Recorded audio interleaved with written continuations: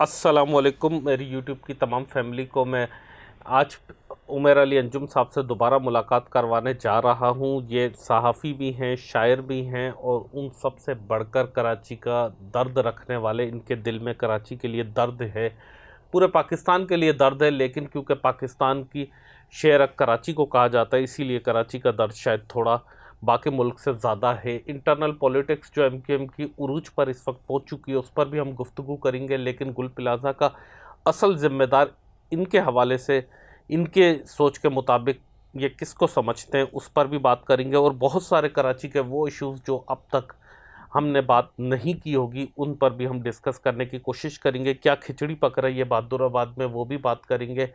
सबसे पहले तो आपका बहुत शुक्रिया चेयरमैन उमर अली अंजुम साहब कि आप तशरीफ़ लाए, अपना कीमती टाइम निकाल कर इस्लामाबाद से दोबारा।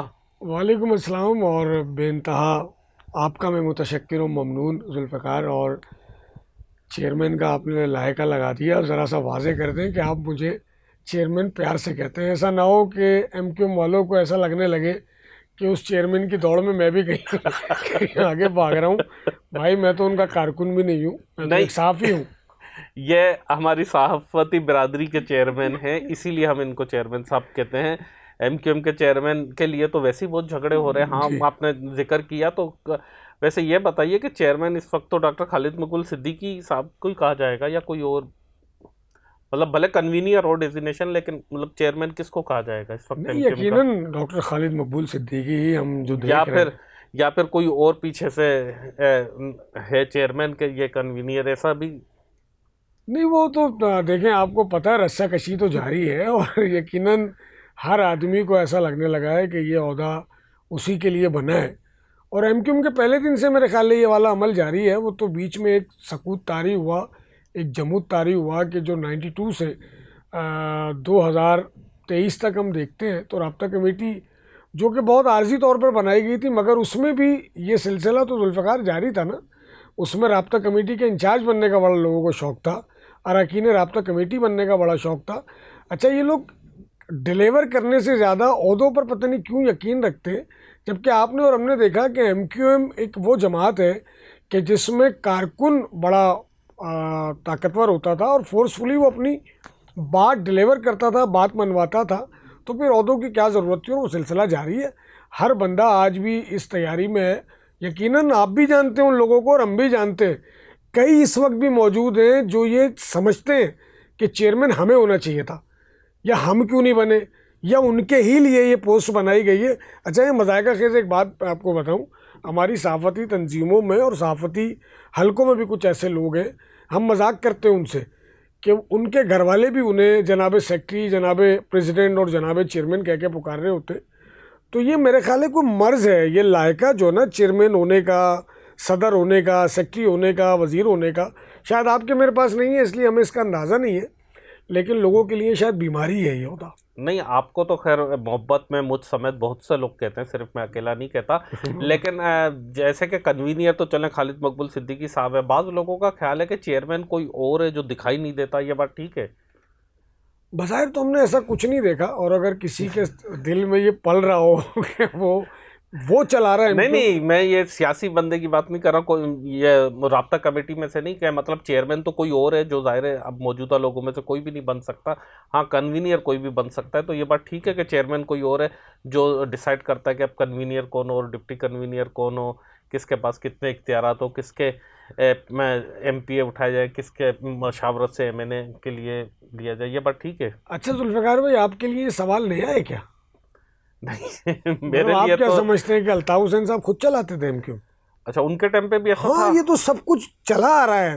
पाकिस्तान में सियासी जमातों का फैसला है कहाँ?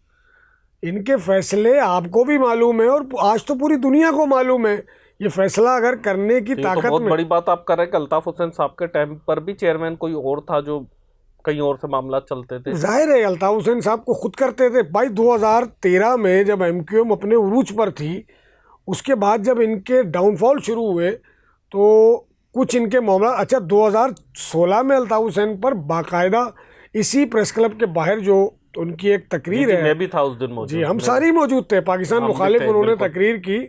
उससे पहले अल्ताफ़ हुसैन साहब को 3-4 ऑपरेशन बहुत सारी सख्तियां उस एमक्यूएम को अल्ताफ़ हुसैन से और अल्ताफ़ हुसैन को एमक्यूएम से जुदा नहीं कर पाई थी, लेकिन उनकी एक गलती ने जब उन्हें अलग किया तो उसके बाद आपको लगा या आम आवाम को लगा कि आज अल्ताफ़ हुसैन का चैप्टर क्लोज़ हुआ। अल्ताफ़ हुसैन का चैप्टर 2015 में एक ज़मनी इंतखाब हो रहा था जिसमें पिमरा की तरफ से उनकी तकरीर के नशर करने पर पाबंदी लगा दी गई थी। तो अल्ताफ़ हुसैन तो उस वक्त क्लोज़ हो चुके थे, लेकिन नविश्ता दीवार हम जो पढ़ रहे थे वो 22 अगस्त के बाद से 2001 के बाद से जो एमक्यूएम की एक्टिविटी थी, आज जितने साने शहर में हो रहे हैं एमक्यूएम सियासी पॉइंट स्कोरिंग के लिए किसी के भी ऊपर बात करे, एमक्यूएम मौजूद थी उस तमाम सिस्टम में। एमक्यूएम ने उस वक्त हाथ नहीं रोका। हैदराबाद के एक शायर थे काबिल अजमेरी, उनका शेर है कि वक्त करता है परवरिश बरसों, हादसा एकदम नहीं होता। ये कोई 1-2 दिन में 4 दिन में कहानी नहीं हुई है, ये सब मिला जुला इनका एक परफॉर्मेंस है इन सारे जमातों की। जो भी सिंध में वक्त का हाकिम रहा, जो भी वक्त की हुक्मरान जमात रही, उसके साथ एमक्यूएम थी ना। एमक्यूएम 2013 के बाद से हमें सुबह में नज़र नहीं आती, उससे पहले तो एमक्यूएम तमाम टर्म में मौजूद थी, हर किसी के साथ कॉलिशन पार्टनर रही है। 2001 से लेकर 2013 तक ऑन एंड ऑफ आती जाती रही है, लेकिन एमक्यूएम के बाद बहुत अहम तरीन वजारतें थी। तो जनाबे मन बिल्कुल 8 तक तो बिल्कुल चीफ मिनिस्टर के इख्तियारात भी वो इंजॉय करते थे, मेरी आंखों देखी बात है। तो मुझे ये बताएं ना कि अल्ताफ़ हुसैन साहब, अगर अल्ताफ़ हुसैन साहब चला रहे थे वो जमात, तो अल्ताफ़ हुसैन साहब की यहाँ बाकियात तो मौजूद होंगी ना।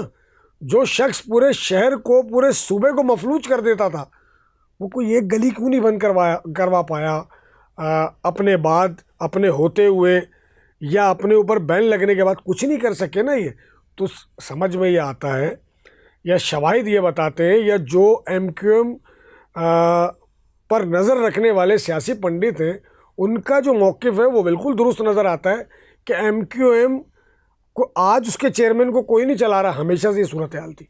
अच्छा, ये बात है तो अल्ताफ़ हुसैन साहब इस चीज़ का कह चुके हैं कि 22 अगस्त से पहले भी ये लोग दूसरों के इशारों पर काम करते थे और मुझे बहुत सारी चीज़ों का इल्म नहीं होता था, बहुत सी चीज़ों का इल्म था लेकिन मैं मजबूर था। तो इसका मतलब इस बात में भी सदाकत है। फिर देखिए अल्ताफ़ जो हुसैन 90 पे एक दफ़ा मार पिटाई भी हुई थी और अल्ताफ़ हुसैन साहब से जो हो सका था कारकुनान से कहकर, और तो ये सारी बातें इंटरलिंक होती हैं कहीं ना कहीं। देखिए 2013 में मुस्तफ़ा कमाल साहब जाते हैं ना, और उसके बाद एक बड़ी खेप एमक्यूएम की जाती है जिसमें वसीम आफ्ताब थे, अनीस कायम खानी थे, डॉक्टर सग़ीर थे, सलीम ताजिक थे, बड़े बड़े नाम हम लेते रहेंगे और नाम ख़त्म नहीं होंगे।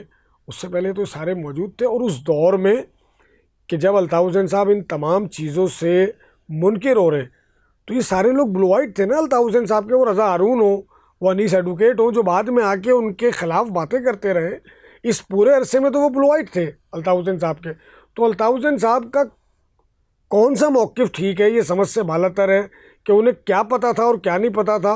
अबे भाई, वही तो सारा निज़ाम चला रहे थे, उनके इशारे के बगैर तो कुछ भी नहीं होता था ना। नहीं, तो आप कह रहे हैं कि जब वो निज़ाम अल्ताफ़ हुसैन साहब चला रहे थे तब भी कोई और पीछे से डोरियां हिलाता था, तो क्या वाकई हिलाता था या टोटली आलेनाल अल्ताफ़ हुसैन साहब चला रहे थे? देखिए मैंने तो आपके बात का, आपके सवाल का जवाब दिया है कि आपने फरमाया कि आज एमक्यूएम का चेयरमैन डॉक्टर खालिद मकबूल सिद्दीकी नहीं बल्कि कोई और है।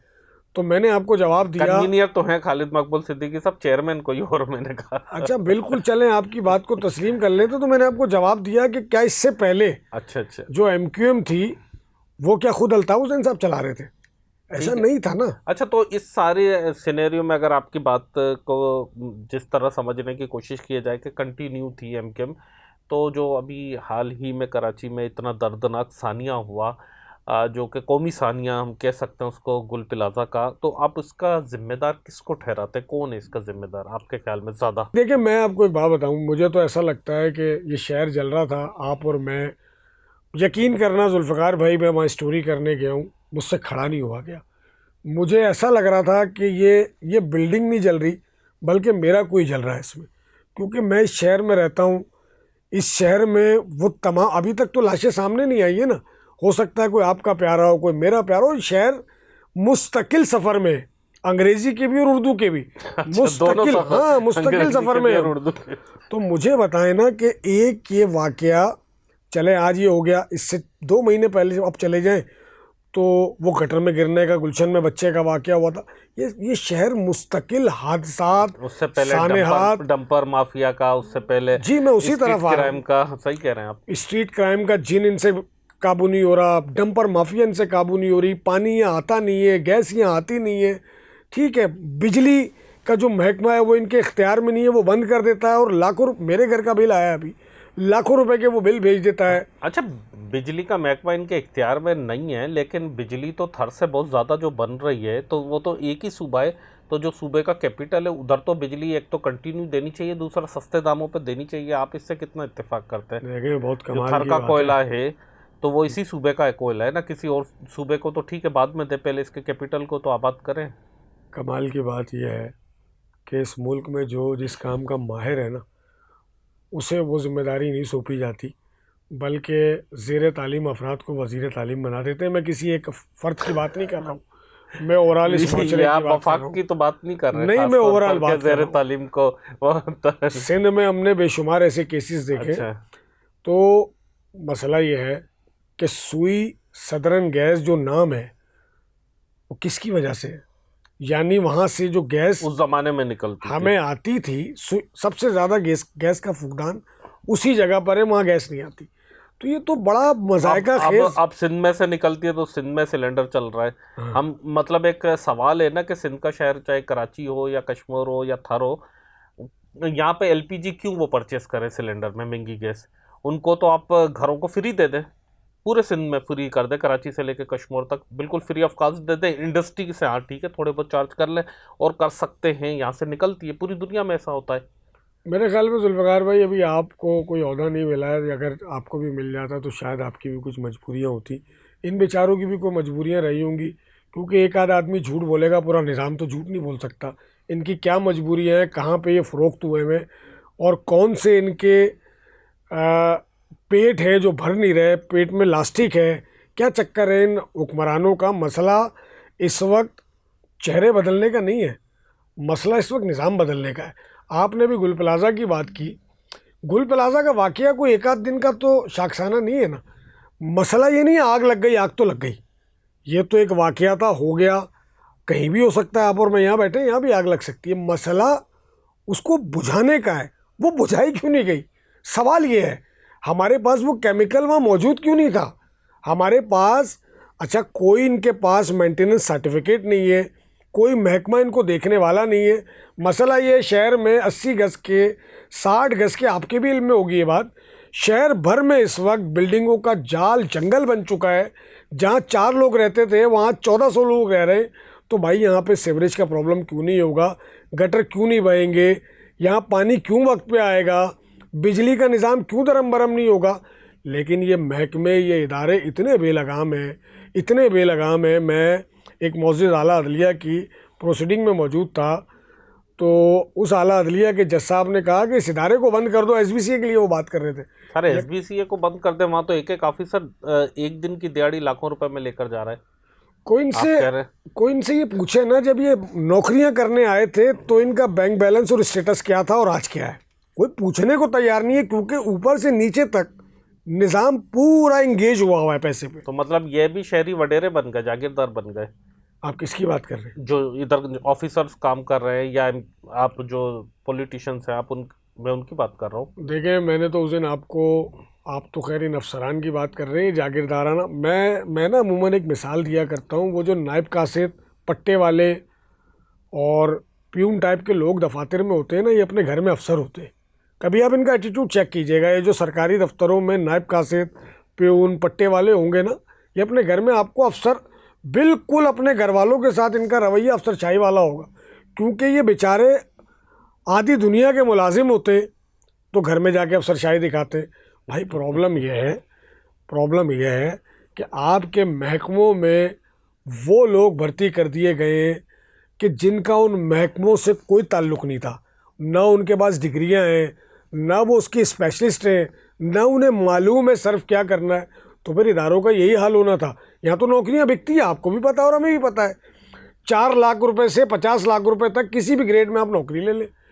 तो फिर वो क्या करते हैं, जब जुल्फ़िकार भाई आप 10 लाख रुपए देके लेट सपोज कोई सिपाही, कोई ट्रैफिक पुलिस वाला 10 लाख रुपए दे के नौकरी अपनी लेगा, तो सबसे पहले तो वो अपने 10 लाख रुपए पूरे करेगा ना। अब वो हराम करेगा, वो हलाल करेगा, लेकिन उसमें कुछ चेक एंड बैलेंस नहीं है। जब वो अपने 10 पूरे कर लेता तो वो आदी हो जाता है। जब वो आदी हो जाता है तो फिर ये माशरे में नासूर की तरह ये फैले हुए लोग जिन्हें कोई देखने वाला नहीं है, तो भाई फिर यही इसी तरह के सानियात, इसी तरह के हादसात होंगे। आप बताएं, ये गुल प्लाजा, इससे पहले आरजे मॉल, उससे पहले मिलीनियम, कितनी बातें करेंगे हम, कितनी इमारतों की बातें करेंगे। कभी लोगों की बिल्डिंगें ढह जाती हैं, अभी लियारी में वाकया हुआ था, बिल्डिंगें पूरी पूरी गिर गई, कोई पूछने वाला नहीं है, कोई पुरसाने हाल, अच्छा कोई शर्मिंदा भी नहीं है। फिर आप इनके बयानात देखें, शैला रज़ा साहिबा का भी आपने बयान देखा होगा कि आग तो लग जाती है। मुर्तज़ा बाप कह रहा है आप इसमें सियासत ना करें। वो मेरे भाई किससे पूछा जाए। अच्छा, मैं इस सारे वाक़े को ना MQM और पीपल्स पार्टी की सियासी चांदी समझ रहा हूँ। ये बेचारे सो रहे थे घर में ना, लिहाफ ओढ़ के घी पी रहे थे।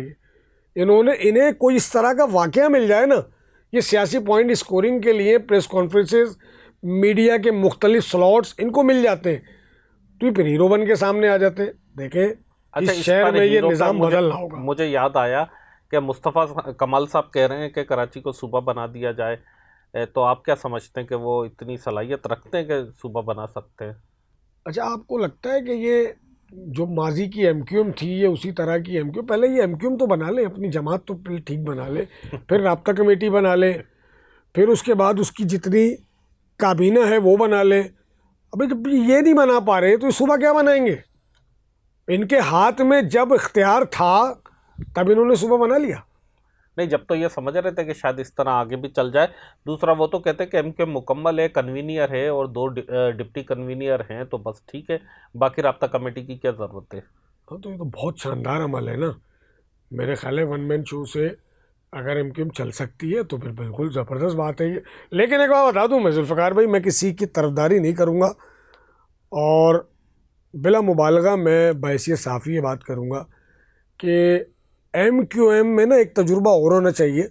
डॉक्टर खालिद मकबूल सिद्दीकी को एक तरफ आराम करने के लिए महीना 1.5 महीना बिठा दे, उसके बगैर ये अपनी जमात चला के दिखाएं। नहीं तो वो बैठने के लिए तैयार हो जाएंगे आपके ख्याल में? चले, वो उनको यही लोग तैयार कर लें और ये उसके बगैर जमात चला के दिखाएं। मैं किसी की तरफदारी नहीं कर रहा भाई, सियासी बसीरत कोई कैनवस तो होता है। उसके बाद कौन चलाएगा? सवाल ये है ना कि खालिद मकबूल सिद्दीकी साहब के बाद क्या मुस्तफ़ा कमाल चलाएंगे, क्या गवर्नर कामरान खान टेसूरी चलाएंगे, क्या फारूक सत्तार चलाएंगे? मैं तो अभी डिटेल में नाम नहीं ले रहा, लेकिन ख्वाहिशें तो बहुत सारे लोगों की है। फिलहाल जो ऊपर नाम है मैं उनकी बात कर रहा हूँ, कौन चला ले इनमें से? टॉस करवा ले, टॉस टॉस करवा ले। मतलब अब तो MQM की हालत हो गई है, टॉस करवा लें आप। अब या वो नहीं, वो समझ नहीं आ रहा कि BC निकलती थी ऐसे करके पर्ची फेंक दे। इस बात पे रोया जाए या हंसा जाए। मतलब कराची के लोगों की या अर्बन सिंध के लोगों की ये किस्मत रही कि जो उनकी नुमाइंदा जमात कहलाती थी, मैं ये नहीं कह रहा बाकी जमातों में भी होंगे, लेकिन एक जो बड़ी नुमाइंदा जमात कहलाती थी, अब उसके क़यादत के लिए टॉस करा ले या इस तरह की बातें। सबसे ज़्यादा डिसिप्लिन वाली जमात होती थी MQM। तो आप अगर खालिद मकबूल सिद्दीकी को बिल फर्ज रिमूव कर दिया जाता है तो आप क्या समझते हैं कौन इनकी जगह ऐसा है? सर, जो कोई एक भी नहीं ले सकता। एक आदमी इनके अंदर ऐसा नहीं है जो इस जमात को 1 साल सरवाइव करवा दे। ये वो उसकी सियासी बसीरत है। हम तो देख रहे हैं ना बैठ के, हम उसकी सियासी बसीरत। पिछले दिनों फैसल हुसैन का ना प्रोग्राम उठा के देखें, उसने बड़ी कमाल की बातें की हैं। उसने कहा खालिद मकबूल सिद्दीकी पाकिस्तान की सियासी तारीख में जो लोग पॉलिटिकल साइंस पढ़ रहे हैं उनके लिए केस स्टडी है। सर क्या बात कर रहे हैं आप? इनकी बात कर रहे हैं। MQM ज़बरदस्त परफॉर्म कर रही है सर। 25 सीटें सिंध असम्बली में नेशनल असम्बली में ले ली है। सिंध असम्बली में वो 2nd नंबर पर पार्टी आई है, उनके सेनेटर्स हैं, उनके वफाकी काबीना में हिस्सा हैं। बाकी और आप क्या चाहते हैं? मतलब जितना अल्ताफ़ हुसैन साहब के ज़माने में जो आप बात कर रहे हैं माजी की पावर की, तो उतनी सीटें तो हैं, बल्कि उससे ज़्यादा होंगी इक्की दुक्की। मुझे अहमद नदीम कासमी याद आ गए जुल्फ़िकार भाई आपकी बात पे। वो कहते हैं कि खुदा करे कि मेरी अर्ज़ पाक पे उतरे वो फसले गुल जिसे कभी अंदेशा है ज़वाल ना हो। मुझे तो पता नहीं क्यों नज़र आ रहा है कि अगले इलेक्शन में MQM अपनी बका की जंग लड़ते हुए शायद कहीं नज़र नहीं आएगी। जिस किस्म की इनकी परफॉर्मेंस है, ठीक है वो ये खुद आए, लाए गए, भेजे गए, कैसी बार्गेनिंग करके आए ये आपको भी पता है, हमें भी पता है। लेकिन मामला ये है कि इमरान खान अगर इनके लिए अब शगुन साबित हुआ ना, तो इमरान खान ही इनकी बका का रास्ता निकला। अगर इमरान खान इतनी बुरी तरह कोलैप्स ना होता, फेल ना होता, तो इनकी ज़रूरत पेश नहीं आनी थी। और अगर ये बात किसी भी हद तक गलत है, ये कितने भी दावे कर ले, तो भाई 2018 में तो इनके पास 4 सीटें थी ना, जेनवल्ली, ओसामा कादरी, अमीनुल हक, खालिद मकबूल सिद्दीकी और एक कोई साहब थे। 4 लोग थे ना ये। 2 या 3 इनके पास मखसूस नशिस्तें थी। इतना भरपूर इनको भी मिल गया। अच्छा, इनको खुद भी हजम नहीं हो रहा जो मिल गया ना, इन्हें खुद भी यकीन नहीं आ रहा है। लोकल बॉडी तक तो ये कह रहे थे कि हम इलेक्शन के लिए तैयार नहीं है, क्योंकि वो इलेक्शन डिले पे भी कहते रहे। फिर जब अदालत के फैसले आए और वो चीज़ नहीं हुई तो इन्होंने आखिरकार बाइकाट किया। जब तक तो ये तैयार नहीं थे, लेकिन ये कहते हैं कि हमने परफॉर्मेंस दी, आवाम में हमने काम किया, उनसे राब्ते में रहे, जिसकी बुनियाद पर हम जीते। हम तो हमेशा से जीतते हैं। आप मुझे बताएं कि पीएसपी से राब्ते में थे, एमक्यूएम पीआईबी से राब्ते में थे, या एमक्यूएम भादराबाद से राब्ते में थे? क्योंकि इलेक्शन से कुछ अर्सा कबल तो इनका मिलाप हुआ था।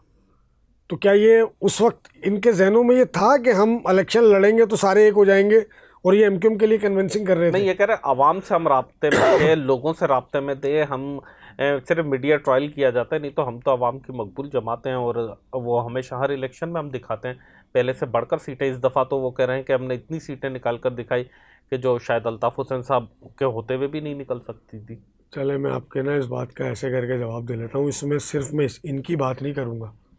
गुल प्लाजा कहाँ वाक़ है जुल्फ़िकार भाई? सर, कराची का मरकज़ है। बिलावल हाउस कितनी दूर है उससे? हार्डली आधा घंटा, अगर क्योंकि ट्रैफिक ज़्यादा होता है। किलोमीटर के हिसाब से तो बहुत कम है। बिलावल साहब आए? नहीं आए। खालिद मकबूल सिद्दीकी का घर कितनी दूर है? मुस्तफ़ा कमाल का घर कितनी दूर है?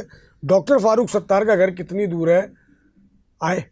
सर, वो कहते हैं कि आकर क्या करेंगे, सिर्फ काम आवाम की मकबूल जमाते हैं यार। ये इस शहर पे 18 बरस से आपका हाकिम वक्त है यार। ये पीपल्स पार्टी आपका हाकिम वक्त है। सूबे में आपकी हुक्मरान जमात है। इन्हें तो दर्द में यूं पहुंचना चाहिए था ना, पहुंचे नहीं पहुंचे। अच्छा, वो एक साहब होते थे इस शहर में, उनका मैं सोच रहा हूँ भी पोस्टर वोस्टर लगा दूँ। उनका इतलाए गुमशुदगी का मैं इश्तिहार भी लगवाना चाह रहा हूँ। 2008, 9, 10 के बाद से ना हमने मुस्तकिल उन्हें देखा 2021-22 तक। शहर की हर शारा में उनके बैनर लगे होते थे। हर जुम्मे की नमाज के बाद वो बैठे हुए होते थे शहर को आज़ाद कराने के लिए। सुनी तो बातें लग रही हैं, लेकिन याद ज़्यादा नहीं आ रहा। तो अगर मैं हाफिज नईम साहब की बात कर रहा हूँ। अच्छा, हाफिज नईम साहब की, तो वो तो अक्सर मरकज़ी अमीर हो गए ना जमात इस्लामी के। तो वो पूरा पाकिस्तान देखना होता है ना। कराची के शहरी है भाई, कहाँ है वो? सर, वो थोड़ी सी सोच वसी करके पूरे पाकिस्तान की अब सोच देख रहे हैं ना। अब तो पूरे पाकिस्तान का मामला, फिर फ़लस्तीन भी देखना होता है, कश्मीर भी देखना होता है, अफगानिस्तान भी देखना होता है। ये बड़ा ये मसला है। मतलब अब गजा भी देखना होता है, भी देखना है, तो ऐसा तो ना करे ना। तो ये कराची ना बड़ा एक अजीबोगरीब शहर है। और यकीन करना जुल्फ़िकार भाई, आप भी इस शहर में 30 बरस से रिपोर्टिंग कर रहे हैं, और हम भी आपके जूनियर्स में से कोई 22-23 साल हमें भी हो गए। पहले ये शहर ना पलट के आता था अपने लोगों की तरफ, अपनी सियासी इकाइयों की तरफ। आज आप नाम तो लेके दिखाएं, मुगल्लिदात सुन ले फिर आप। सर, लोग तो आज भी पलटने के लिए तैयार है। वो क़यादत मेरे ख्याल में नहीं मिल रही। क़यादत की वो फुकदान है। वो अपने आप को यतीम महसूस कर रहे हैं। लोगों में ऐसी फीलिंग्स हैं कि वो समझ रहे हैं कि हम अकेले, हम बेसहारा हैं, और हमारी कोई क़यादत करने वाला नहीं है। ये शहर मुकम्मल सतह पर सियासी यतीम हो चुका है। और यकीन कीजिएगा, इसको कोई ओन करने को भी तैयार नहीं है। हर बंदे को ये मालूम है कि मुमकिन है आगे हमें ये मौका ही ना मिले। और जुल्फ़िकार भाई, मैंने आपसे पिछले प्रोग्राम में भी एक बात की थी, मैं फिर कर रहा हूँ, बड़ी जिम्मेदारी से कर रहा हूँ। इस मुल्क में ख़ास तौर पे सूबा सिंध में जमहूरियत बदतरीन इंतकाम है। किससे? आवाम से। आवाम से? हाँ, आवाम के लिए जमहूरियत होती है, बदतरीन इंतकाम है। आवाम में से जमहूरियत होती है। आप कह रहे हैं आवाम के लिए बदतरीन? ये तो किसी डिक्टेटर या आमिर के लिए लफ्ज़ इस्तेमाल होता है ना, कि उसके लिए बदतरीन। नहीं, मैंने असल में अपने बचपने में ना एक डिक्टेटर का ही दौर देखा। उसका नाम जनरल परवेज़ मुशर्रफ था। पाकिस्तान को फलता फूलता देखा मैंने, पाकिस्तान को स्टैंड बाय पोजीशन में देखा। इस शहर को जो लोग ये दावा करते हैं मुस्तफ़ा कमाल साहब ने शहर बना दिया था, आपको भी मेयर बना देते। बिल्कुल बिल्कुल, मेरे आंखों के सामने की बातें हैं ये सारी। आपको भी मेयर बना देते ना, और इतने वसाइल आपके उस दौर के 300 करोड़ रुपए का मतलब है आज का 3 अरब करोड़ सर रुपए। उसके अलावा भी जो मैं खुद जिस चीज़ का गवाह हूँ, मेरे सामने जो मीटिंग्स में बातें होती थी, जो मैंने देखी थी उस ज़माने में, एक तो सिंध गवर्नमेंट से भी दिलवाते थे, वफाक से भी काम कराते थे वो प्रेशर देकर, और उसके अलावा जो महकमे थे बहुत सारे, जैसे कि रेलवे हो गया, केपीटी हो गया, उनसे भी कहते थे कि यहाँ फ्लाईओवर बना दें, यहाँ ब्रिज बना दें, यहाँ अंडरपास बना दें। अब जैसे शान सर्कल वाला, ये ना सिंध हुकूमत का पैसा है, ना कराची की लोकल बॉडी का पैसा था, या कयूमाबाद, या जो कायदाबाद का, ऐसे बहुत सारी मिसालें मौजूद हैं। तो वो इस तरह भी काम करवाते थे, इसमें कोई शक नहीं है जनरल परवेज़ मुशर्रफ साहब। देखिए उसके बाद हम जब 2008 के अवाइल में आते हैं और इनकी हुकूमत आती है, शरीक तो एमक्यूएम भी थी शुरू में। आपने देखा होगा वो कभी अजरके पहनाते थे, कभी टोपियाँ पहनते थे, कभी टोपियाँ पहनाते थे। यकीन करना, तो अभी भी पहना रहे हैं। यकीन करना, मुझे अभी इस्लामाबाद आके ना एक दोस्त कहने लगा, यार वो मुझे ना आपको टोपी पहनानी है, सिंध की सकाफत है। मैंने बोला यार देखो मुझे ना 2 लोगों से बहुत डर लगता है। कहने लगा किससे? मैंने कहा टोपी पहनाने वाले से, एक चूना लगाने वाले से। और मैंने कहा दोनों कराची में बहुत मौजूद हैं, बड़ी बड़ी तादाद में मौजूद हैं। पान वाले चूना लगा रहे हैं, अच्छा अब आम आदमी चूना लगाने लगा है। नहीं, पान वाले तो चले लगा है, उनका काम आम आदमी भी लगाने लगा ना, हम इस्तेलाह में इस्तेमाल करने लगे, चूना लगा दिया। तो आपकी सरकार आपको चूना तो लगा रही है। आप मुझे बताएं कि इस पूरे अरसे में यहाँ पे कोई डेवलपमेंट हुई? नहीं हुई, सिर्फ सियासी पॉइंट स्कोरिंग जारी है। जमात इस्लामी पहले जब शहरी हुकूमत में नहीं थी तो वो पीपल्स पार्टी को और एमक्यूएम को निशाने पर रखती थी, आज गायब है। आज गायब है, और आप और हम हर 15-20 दिन के बाद उनके किसी चेयरमैन, टाउन के किसी ओहदेदार की कोई वीडियो देख रहे होते हैं, कोई खबर देख रहे होते हैं करप्शन की, कोई ना कोई बात हमारे सामने, और जब कुछ नहीं करते तो वो मुशायरे कराना शुरू कर देते। नहीं तो वो असल में उस ज़माने में गज़ा का और इतना इशू नहीं था ना, अब उनको वो गज़ा और फ़लस्तीन और वो चीज़ें भी तो देखनी होती है ना सर। तो क्या हाफिज नईम साहब वहाँ गए हुए, गजा गए हुए? नहीं, वो नहीं गए हुए मतलब, लेकिन उनके ज़ाहिर किरदार है ना गज़ा के हवाले से, और बांग्लादेश में, इंडिया में जमात इस्लामी के, कोई वो सिर्फ एक पाकिस्तान लेवल पर या सिर्फ कराची के लिए तो नहीं है ना जमात। खुदा करे कि ये हुक्मरान कभी कराची और पाकिस्तान के लिए भी सोच ले। इनका सबसे बड़ा मसला हल हो जाएगा अगर इन्होंने यहाँ के लिए सोच लिया ना, क्योंकि इनकी जितनी इज्जत वकार, इनकी भरी हुई जेबें, जो कुछ भी है ना, वजह कराची है। वो इज्जत इनको दी हुई पाकिस्तान से है, वरना ये है कौन? अच्छा, गवर्नर साहब कहते हैं मैं तो अपनी जेब से उल्टा पैसा लगाता हूँ, और मैं तो शहर के लिए बड़े जो है पकोड़े भी खुद तलता हूँ और रातों को निकल जाता हूँ, और मुझे कोई पैसे से दिलचस्पी नहीं है। तो ये बात सही है? देखिए मेरी तो कोई गवर्नर साहब से इतनी ज़्यादा मुलाकातें कभी रही नहीं है मैं, लेकिन इन्जॉय करता हूँ। जब कभी उदास होता हूँ ना तो मैं कामरान टिसोरी ऑफिशियल एक चैनल है यूट्यूब पे, वो लगा लेता हूँ। और कभी कभी मैं उनसे रेसिपीज सीखता हूँ हलीम बनाने की। कभी वो कुछ सर्व कर रहे होते हैं, कभी वो कुछ। मेरा उनसे कोई बहुत ज़्यादा मुलाकातें नहीं रही, 1-2 दफ़ा मैं मुशायरे पढ़ने में आ गया हूँ। तो ठीक है, जितना उनके पास इख्तियार है और ओहदा है उसके मुताबिक वो जो कर रहे हैं बिल्कुल ठीक कर रहे हैं। लेकिन मसला ये है जुल्फ़िकार भाई, इस शहर की 2 सियासी इकाइयाँ हैं बड़ी, एक एमक्यूएम, एक जमात इस्लामी, और उन पर मुसल्लत हो गई है आके पीपल्स पार्टी। हाकिम वक्त वो है, शहर उनके पास है, डिस्ट्रिक्ट उनके पास है, सूबा उनके पास है। ये बताइए ऑपोजिशन कर रहे हैं इन्होंने? ये नहीं, कुछ ये करने कहते में हैं कि कामयाब हुए? वो क्योंकि हुकूमत नहीं कर रहे इसलिए हम ऑपोजिशन नहीं कर रहे। वो भी तो हुकूमत नहीं कर रहे ना, जो उनकी जिम्मेदारी है। वो हुकूमत नहीं चला रही है, ऑपोजिशन नहीं चला रहे, तो फिर तो मतलब कसूरवार तो नहीं कह सकते ना फिर को। अगर हुकूमत होगी तो उसकी अपोजिशन होगी ना। देखिए खुदा न खास्ता मुझे ऐसा लगने लगा है जुल्फ़िकार भाई, मैं आपसे बहुत गैर मामूली बात कर रहा हूँ, ये वो हालात हो चुके हैं कि फिर कोई दूसरा अल्ताफ़ हुसैन न पैदा हो जाए। ये चीज़ मैं भी महसूस कर रहा हूँ। वो अल्ताफ़ हुसैन जो यहाँ के तमाम ही हलकों के लिए मुसीबत बन गया था, वो पैदा ना हो जाए। फिर हो सकता है आपको 20-30-40 बरस उससे नबर्द आज़मा होने में लगे और आपके लिए मसाइल पैदा कर दे। इससे पहले जो लोग मौजूद हैं ना, इनको अकल के नाखून आ जाए, ये बहुत बेहतर है। ये शहर इतना बड़ा वैक्यूम है इस वक्त यहाँ सियासी तौर पर कि या तो कोई नया ऐसा अल्ताफ हुसैन पैदा हो सकता है, या देखिए मैंने आपसे पिछली भी दफ़ा कहा था ना कि MQM, तो पुराने अल्ताफ हुसैन से प्रॉब्लम अभी भी है, आज भी। देखिए जिन्हें अगर प्रॉब्लम है वो रियासत और सियासत, जो हम एक जुमला सुनते हैं अमूमन, गवर्नर साहब कहते हैं कि अल्ताफ साहब का मसला रियासत से, सियासत से नहीं है। और अगर ऐसा है और उनके अंदर कोई इतनी एबिलिटी है कि वो ठीक कर सकते हैं, तो फिर उनको माफ़ी मांग लेना चाहिए। मगर इस शहर को अब किसी ऐसे शख्स की ज़रूरत है जो आएगा और सब बदल देगा, जो आएगा और ममदानी बन के आप पर हुक्मरानी करेगा और इन मसाइल को ठीक कर देगा। कोई ऐसा कोई लीडर जो ना वो वक्त की ज़रूरत बन चुका है। और ऐसा लगने लगा है कि आज का जो नौजवान है, जिनके लिए हम पिछली बार भी कह रहे थे जेनजीज, शायद उन्हीं में से कोई शख्स उठ के आ जाए, कोई लड़की हो, कोई लड़का हो, क्योंकि जितना बड़ा वैक्यूम बन चुका है ना इस शहर में सियासी तौर पे, ये शहर मुकम्मल न सिर्फ सियासी यतीम है, मिस्कीन भी है। अच्छा, ये तो आपने बड़ी अफसोस की बात कह दी। अच्छा, कुछ लोगों का ऐसा ख्याल है कि अल्ताफ हुसैन साहब की साहबजादी जो है सियासत में आ सकती हैं, या आने वाली हैं, या आने का इरादा रखती हैं। तो मुख्तसर इस पे समझाएं, क्योंकि टाइम हमारा ख़त्म हो रहा है। तो क्या ऐसा मुमकिन है?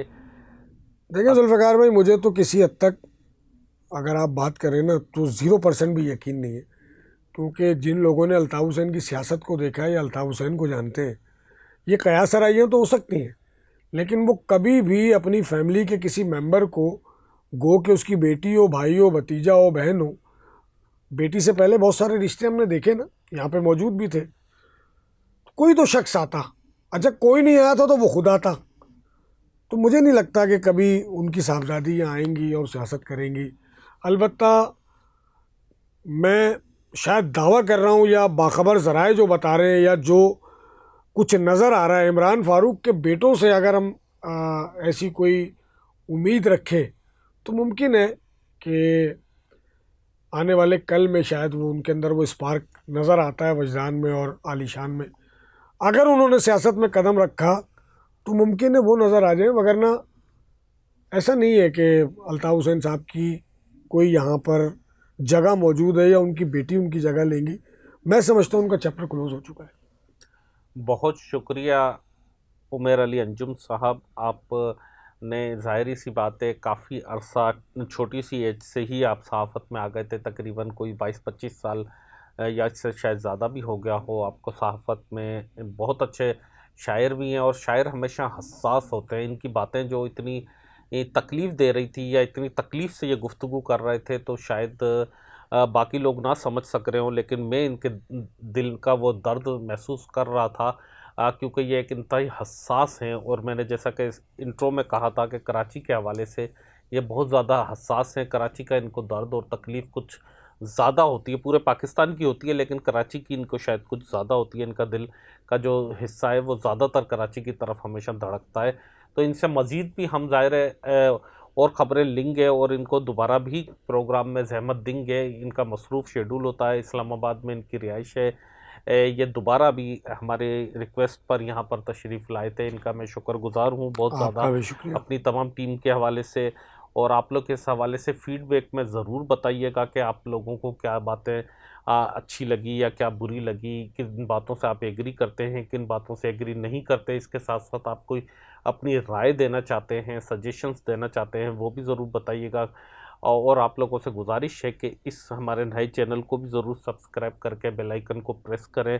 अपने दोस्तों और रिश्तेदारों को भी ज़रूर कहिएगा कि वो भी इसको शेयर करें। फ़िलहाल मुझे और उमर अली अंजुम साहब को दीजिएगा इजाज़त। अल्लाह हाफ़िज़।